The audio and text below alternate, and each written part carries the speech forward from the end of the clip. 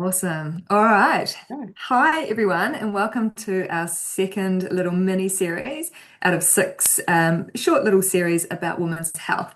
So, my name is Nicola. I'm a physiotherapist, and I'm here with my beautiful friend Kate, who is a registered nutritionist. And tonight we're talking all about gut health, as in particular, how to feel amazing with a flat tummy. Like, how good is that? We all want that. Um, we'll talk about common reasons why that happens and some things that we can do about it. So we will jump on board. Hey, Kate. Hi. First question. I've got a few for you tonight. Okay. So tell us, people will obviously come to you as a nutritionist with gut issues. Um, can you give us a few ideas of what kind of things that people present with?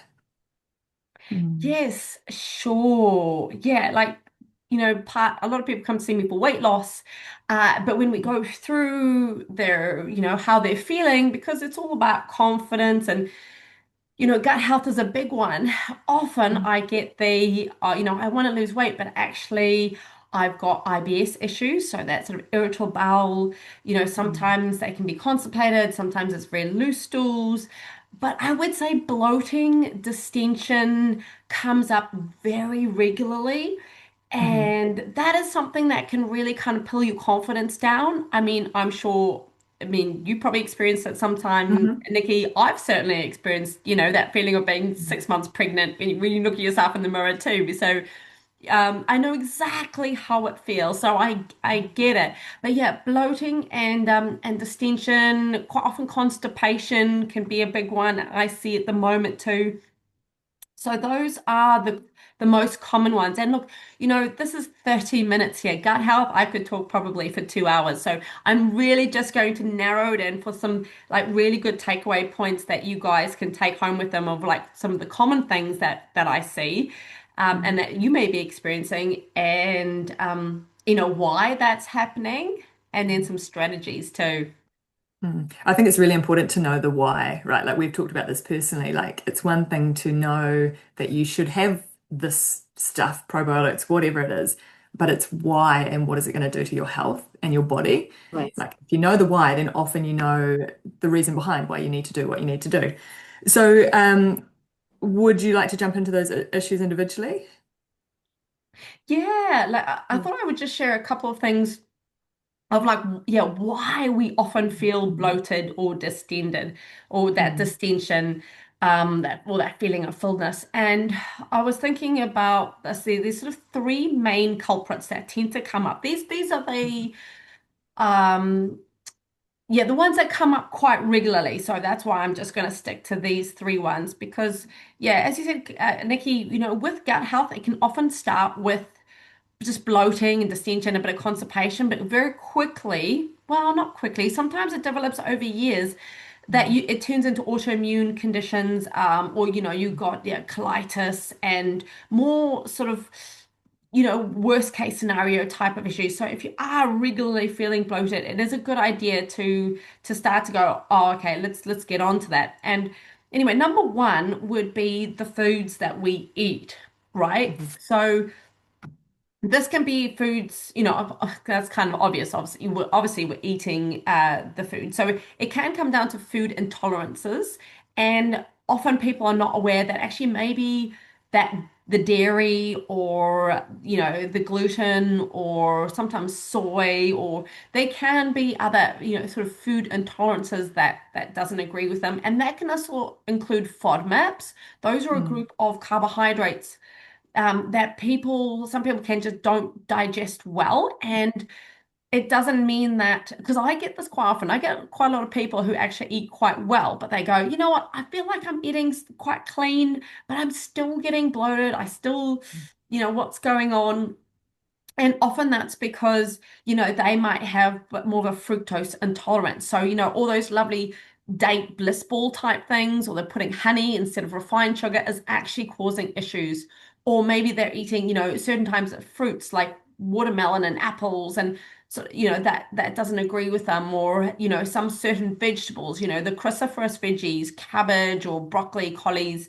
So even though you may be eating quite clean, there's still Mm, some vegetables that, or and fruits that can cause this bloating effect. mhm, So what I would suggest, well, I'll get to that later on some strategy. So yes, there might be food intolerances that people are not aware of. mhm, Then there's also, your processed foods. So things that people are aware of that, refined flours, refined sugars, that does interrupt our gut microbiome and it kind of gives the bad bugs, they love all that refined stuff. So I always mhm, think about anytime that I'm like, oh, maybe I could do with that XYZ. I'm like, you know what, actually, that's going to give all that. So, because at the moment we have, your good bugs and not necessarily bad bugs, some bad bugs are they only kind of turn sometimes bad. Well, I mean, obviously you've got your parasites and you do have some bad bugs, but if they're given the environment to create this what we call dysbiosis. So you probably heard of the mhm, term symbiosis, where everything is they're just all in a flow, But when like, the refined sugars, refined flours, things like, candida and other bacteria, I won't get too sciencey, they can mhm, flourish, right? Because you're creating quite an acidic environment for that type of bacteria and they can flourish. So it causes this dysbiosis. So coming back to that why, like, oh, actually, maybe I won't, or how can I change that sugar, the refined stuff coming in? I mean, the other thing, takeaways, never have I heard anybody say, oh, I felt amazing after McDonald's, or KFC. valid. Sure, you're going to have that Good instant, point. like, oh, that burger, yum, that was great. But never have I I Mhm. heard, oh, actually, I feel so good after that. So That's a very good the point. processed foods, definitely, and also, it's interesting. A lot of foods that have, and vegans actually do have to be quite careful too, because there's a lot of foods that have a lot of emulsifiers, gels, Mm. vegetable gut gels to kind of, and gums to keep things together. So yeah, that also adds up. You'd be surprised, from our ice creams to our like vegan burgers to our this and that. You start looking at all the emulsifiers that actually now the research is showing that they're having taking a toll on the gut microbiome and the gut lining, and so sort of causing this low grade inflammation. So sometimes it's also the healthy foods. We have food. So just to recap, in terms of number one, the foods we eat, we have the food intolerances. Mhm. We have, your processed foods and maybe your refined sugars, your refined flours, and yeah, also yeah, your sort of your takeaway foods, your high fat foods too. Um, the other thing that we need to be very careful, and I would say, so that's sort of number ones of foods that we eat. Number two, which people overlook this all the time, but this is a little golden nugget that I have helped so many people with. Just also from, I call it how we eat. Mm. So one is the foods we eat. Two is how we eat. And I am a mum to a 6-year-old, and I am definitely a culprit of like one of these examples is standing on the bench trying to unload the dishwasher, feed your child, maybe eat your own porridge at the same time. Nat, are you're nodding your Yeah, head? that's Yeah, so totally. So I get you, and that's why I always laugh with my clients because I'm like, yeah, totally been there. But it's like it's being aware, and I think that's the main thing is being aware of it. And so how we eat is huge because when we eat in a stress response, like we call it sympathetic nervous system response, that's our flight and fright. Now, naturally, we should be running away from a lion or running for our life or something. So, your digestive system shuts down and you pump all the blood into your hands and your things that you're going to be fighting. You're not going to be stopping for a wee or something else or digesting food properly when you're running away from a lion. And that is a common thing that I see with bloating is actually we eat at our desk, typing away at our computer, at the bench top, quick, quick, quick, getting everybody else ready. And it's not good for us. We're not digesting our food properly. When you're in that state, you're like, oh, I just got to quickly get some lunch done. you're not giving yourself the time to even release the amount of digestive enzymes, and you'll get your saliva because your saliva is just so crucial for that whole process, that whole breakdown process. So it is very important that we, and this is what I tell, actually, I'll come to that. I'm gonna come to this, the strategy part, but I'm just giving you the nuggets here is how we eat and making sure that we are eating in a very relaxed state. And sometimes I even tell my clients, have breakfast after you drop the kids off at school. If that's a rushed morning, or maybe get up earlier, but do not Mm. try and do like 50 things at once. Because I get bloated with that all the time. And I'm like, you know what? You know better, Kate, to try and do that. Okay. And the third one kind of links into that a little bit is your whole digestive process to start with. So that's another issue that can cause bloating is, as I said, your whole digestive, sometimes we don't produce enough enzymes because we're in a stress state. So it starts with our saliva. I see a lot of people for gastric issues and like heartburn. Yeah, heartburn's probably the most common one that I see in people on omeprazole, or they're trying to take antacids, and I'm like, hang on, let's hold up a second. That is just the plaster on the sore. We need to get to the root of the problem. And a lot of the Mm. time it's because A, we're eating too fast, and B, we don't have enough hydrochloric acid in the stomach. Your stomach actually needs to be quite acidic to digest your foods properly. Otherwise, it just doesn't digest properly. It goes very slowly through your small intestines or in still large chunks. So that's why, have you ever felt like, you feel full from like here, and it just kind of sits there a little bit long, and it sits in your stomach, and that can often be because your stomach hasn't digested it properly and everything, and then from then on. And that causes, and then, you tend to, you feel acidic, so you take a Gaviscon or you take something to make it even more alkaline, which is actually not what your body needs. Mm. And then you get a lot of, you can tend to get dysbiosis in the gut, because then if it's moving through slowly, um, it gives more of the bacteria time to like ferment on that food. So, and that's where we get a lot of the bloating coming from, is because of that bacteria sort of processing that, and causing some gas and everything. So it can be undigested food, or sometimes with the whole process. I mean, also depends on how your pancreas, releasing like bile, and also there's all those digestive enzymes, your liver, how those are all functioning as well. Mm. But probably a big one that I see is also dysbiosis. Some people also just have bad bugs. They've given them the environment to flourish, and they've got dysbiosis. And often you've got these, your bugs from your larger colon that has translocated into the small intestine, and causing all this kind of, yeah, bloating and um, yeah, not good stuff going on. And that can also cause a constipation. It can cause your whole sort of peristalsis. So peristalsis is the movement of food through your intestines, and can make that a little bit slower. So, as I said, um, I know I could talk like 2 hours on this, but I'm going to keep it really short. So, yes, that's I so think that's the main they things, the foods that we're eating, mm, yeah. and also how much water you have too. So making sure that, because water is also so important for your digestive enzymes, and actually, and your saliva. Water is also very important for, as you know, pushing your food through. But yeah, I would say, so the foods we eat, how we eat, a stress response is a huge one. And it always makes me laugh. Like, you go on holiday and I go, oh, I'm not bloated at all. I feel great on holiday.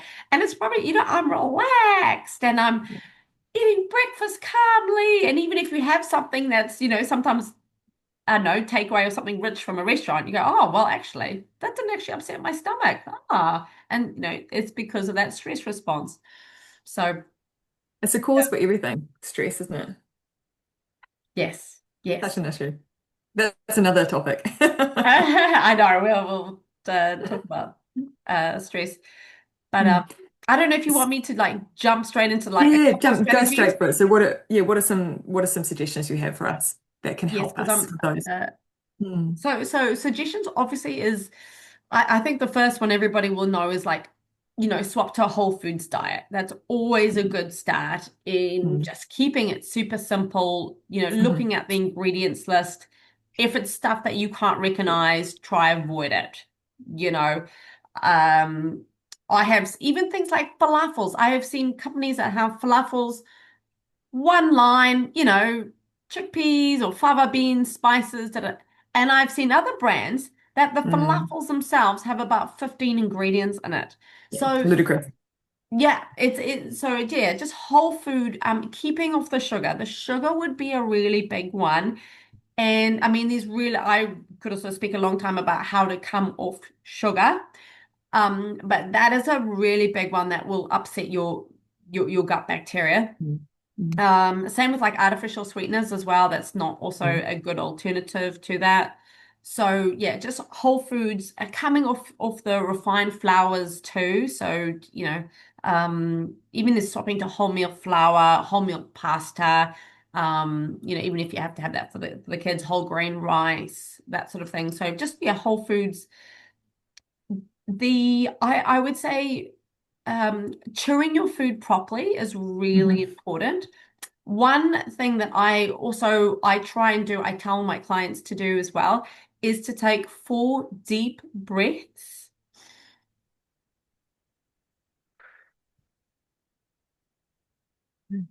before you eat anything. And it's a really key thing that even if you have like you know, I've certainly had some emotional eating issues in the past, and I think we all do. Yeah. yeah, or stress eating. I'll call it Yeah. stress eating, maybe not no emotional stress eating. And you just be like, I've come home, I'm panicked. What's in the cat pantry? What's in the fridge? You know, and if you can hold yourself accountable to just practicing that, you will take 4 deep breaths before you do that, 9 out of 10 times you won't do it because you put Mm. yourself Mm. back into human brain, not monkey brain, not flight or fright brain, because now Mm. you've calmed yourself down, you put yourself back into a parasympathetic nervous system response, so rest and digest response. And that is a brilliant way to digest your food properly. So Mm. breathing, putting yourself into that response. And even if you have to type away, I mean, I generally say try not to be in front of the computer, but at least if you've done the breathing, you've calmed yourself down. Um, I do understand there's probably a lot of working mums who are like, on the go, but just calming yourself down because again, as you said, Nikki, what's the why? The why is Mm. your parasympathetic nervous system response, your rest and digest response. You're chewing properly. You're starting to produce better digestive enzymes in that saliva. That's going to help your food digest. The Mm. whole hydrochloric acid issue thing is going to help. It's going to help too. If you Mm. currently have heartburn issues, I tell you what, lemon juice and a little bit of water, or apple cider vinegar is brilliant too. So I would put a teaspoon. I have literally cleared up people's heartburn from something as simple as that, as like just it doesn't happen overnight. It's maybe a couple of weeks, but before every meal, it's the breathing. Get yourself into a good relaxed state before every meal, and a teaspoon of apple cider vinegar into a little bit of water, and having that, and that actually just makes it acidic to help break it down as well. So that sort of helps that process. Is that the same amount of lemon juice as well, Kate? Like, so 1 teaspoon of Yeah, lemon it's or about apple that. cider? Yeah. Got it. Just Cool. a little bit of acidity to help that. Um, and then I would look at if those things don't work over a couple of times, like you've done the whole food diet, you've done you're trying your deep breathing. Sometimes it does come down to okay, what's going on more.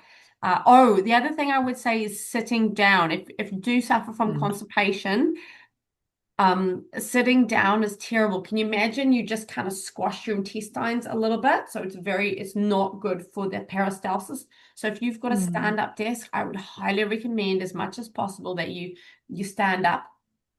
And movement during the day is also very important too. Mm. So that's because if we're not emptying our bowels properly, we're still gonna feel because on average we have about 3 kgs of bacteria in our stomach on average. So when you're feeling bloated, you not only feel a bit, fatter, but yeah, you can actually, if you're not emptying out properly too, that can cause that bacteria to build up, and the scales on the, go up a little bit, but it's not actually fat, it's just, Mm. bacteria. So we want to make sure Mm. that we're getting good empty bowel movements as well. So yeah, water and um yeah, I'm just thinking of time for you because I want to hear about your what are My common things thoughts. I see. So does that help, or does anybody have any sort of quick questions, or you're more than welcome Yeah, feel to free. send us. I'm going to send you a little bit of a guide. Thank you so much for Mm. turning up tonight live.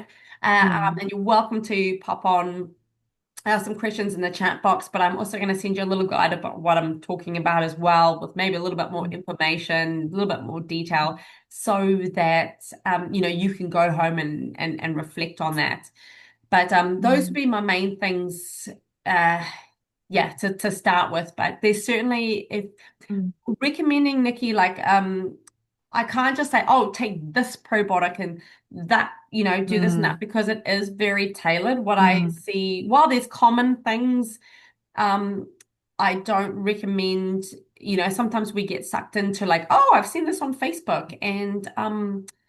I'll just buy Mm. it. And sure, some things can work, but otherwise you end up just spending a lot of money on something that's not necessarily going to help your problem, because I give people different probiotics depending on what they need. If they've got a long-term infection from barley that has never kind of really, sorted itself out, it's going to be a different probiotic to, like, somebody who's just got a, bit of bloating. So, parasites and all things can come into it too.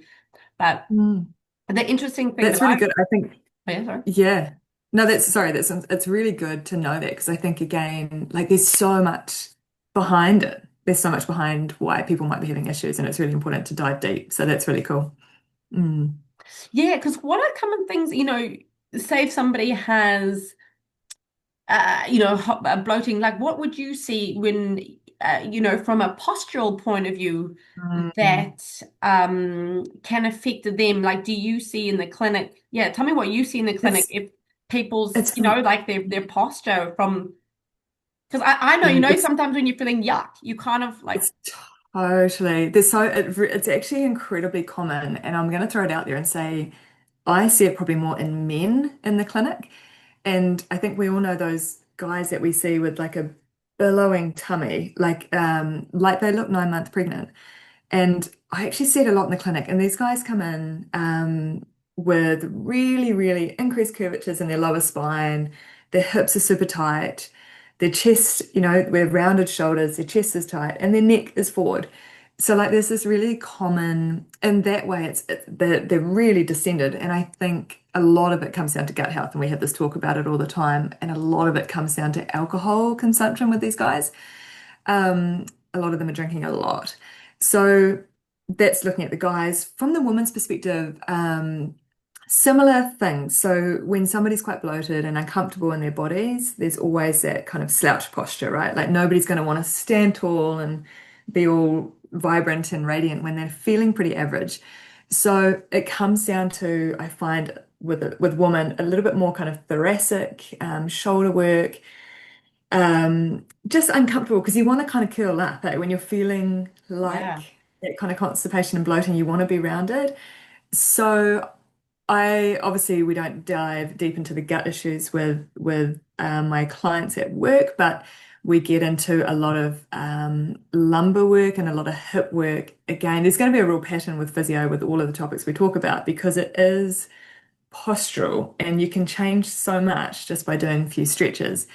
Um, so opening the hips, we want to stretch out the hip flexors to help take the pressure off the back because, like I suspect most of us on here have been mums.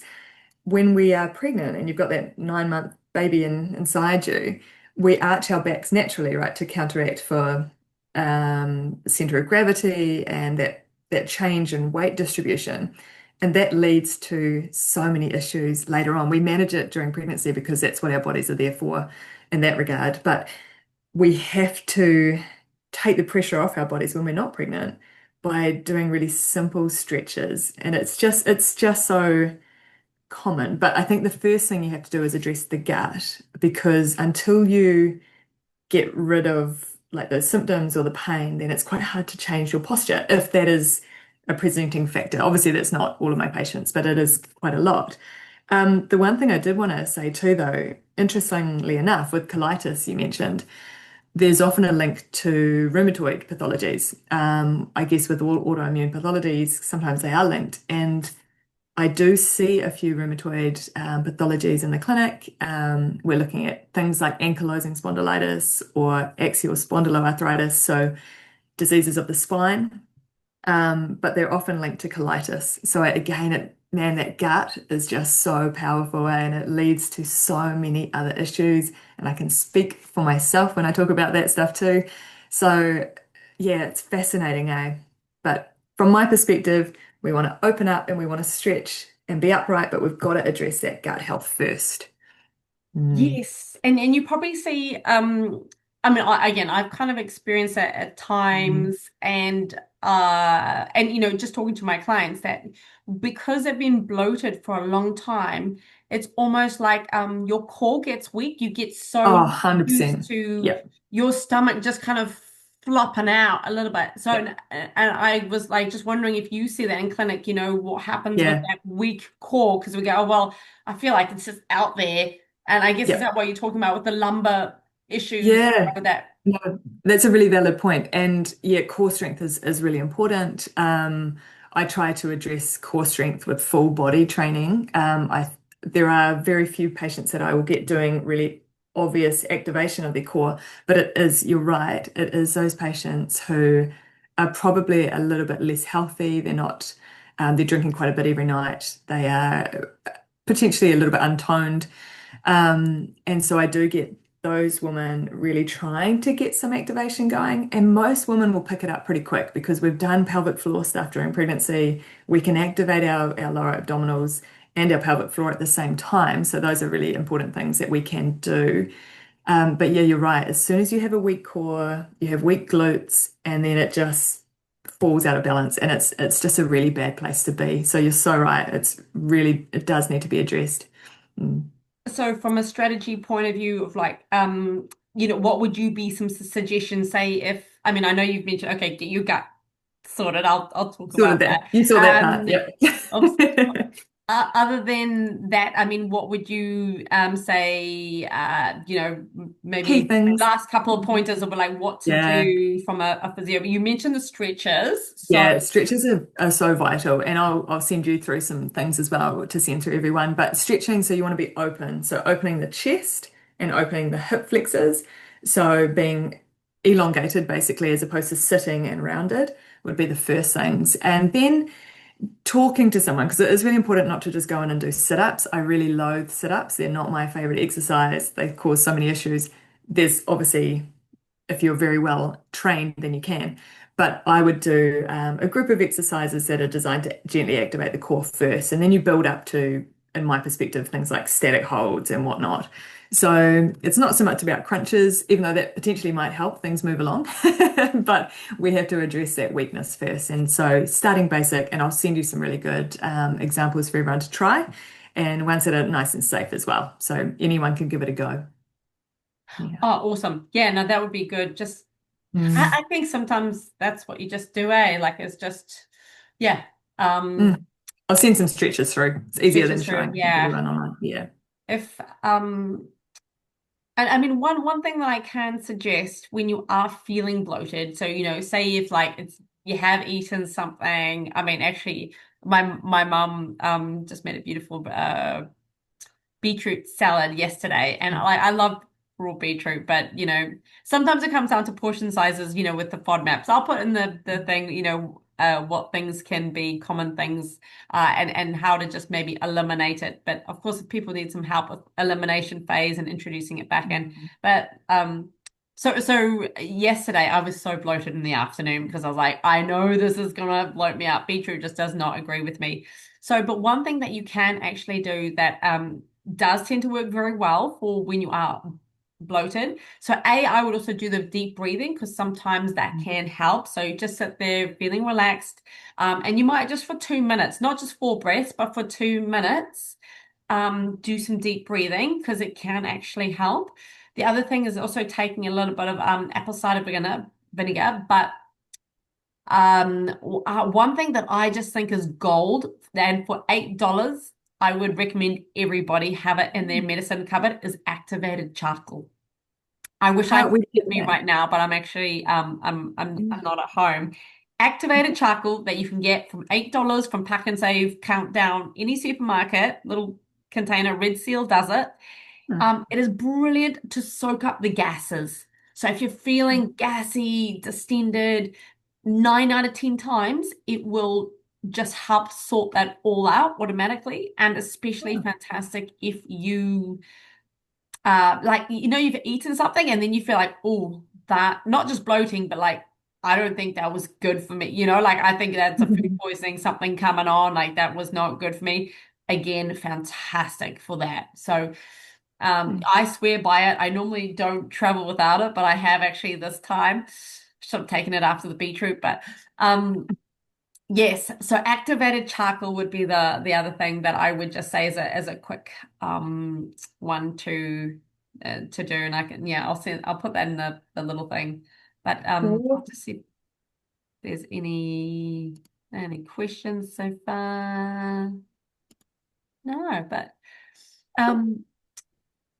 Yeah, no, that's great. Well, I won't. We were trying to honor your time with coming online and keeping it to 30 minutes.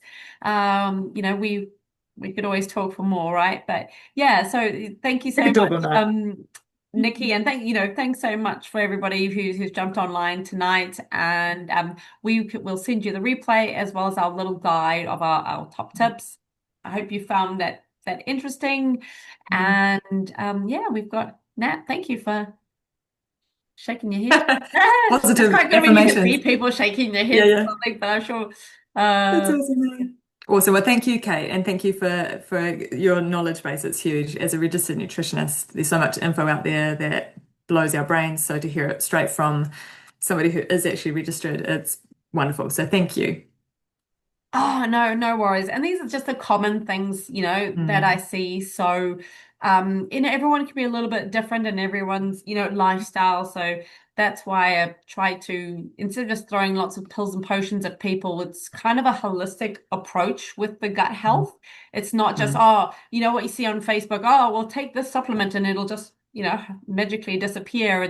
Sometimes it's a little bit more to do with that. And as I said, like sometimes just getting the stress response right can be mm, like your savior for 90% of it. And other times, if it's sort of more in depth, um, issues, then we need other approaches.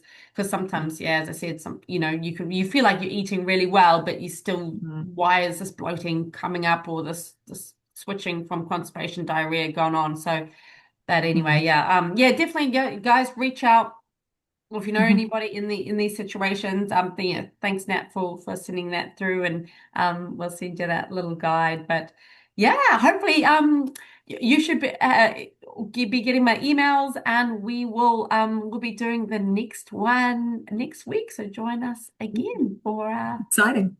Our Thursday pajama party. pajama party. Yeah, yeah. Awesome. All right. Have a good night, Okay. everyone. Thanks, Kate. No, See you thank you. guys. Bye now.